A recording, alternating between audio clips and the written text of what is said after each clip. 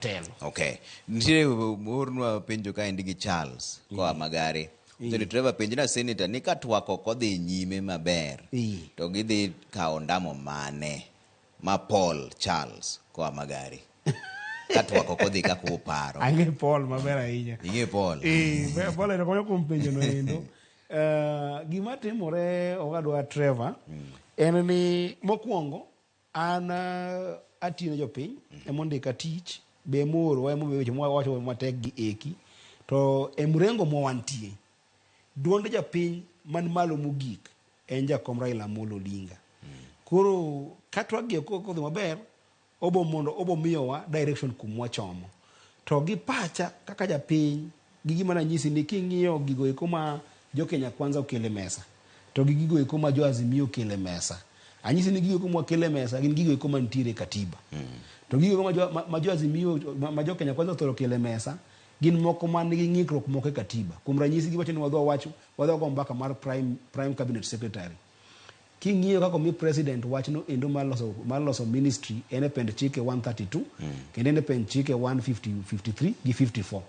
Onge kamiluonge ng'ato ni prime cabinet secretary. Mano isa ni gidhi against constitution.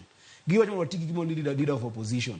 Leader of opposition no king'iyo kipengele magwate mag chike magwate pend chike wate. Onge gimo leader of opposition. Mano isa ni gina mondo watim gigo eko ma katiba ok oyierego. Koro kopo ni ng'ato chuni mondo tim gima katiba ok oyierego to mi nyise mondo tim ma katiba oyierego be ok otimo.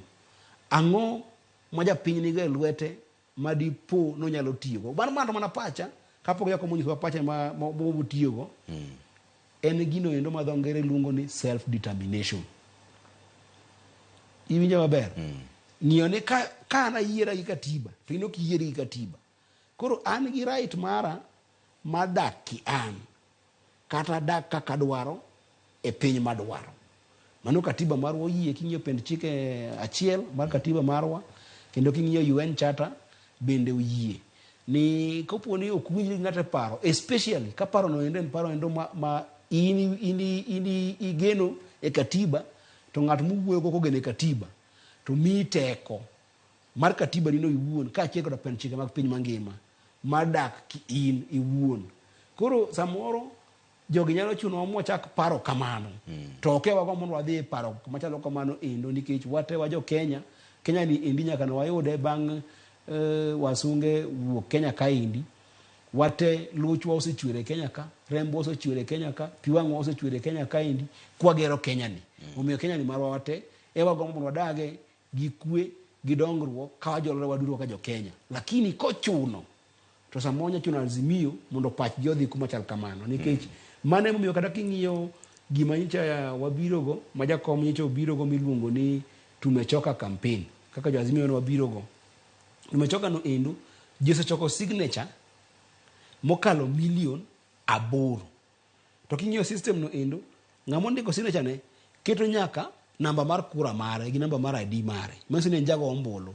Ko wan gi jo ombulu 8 million e Kenya ka mosendiko ni yawa.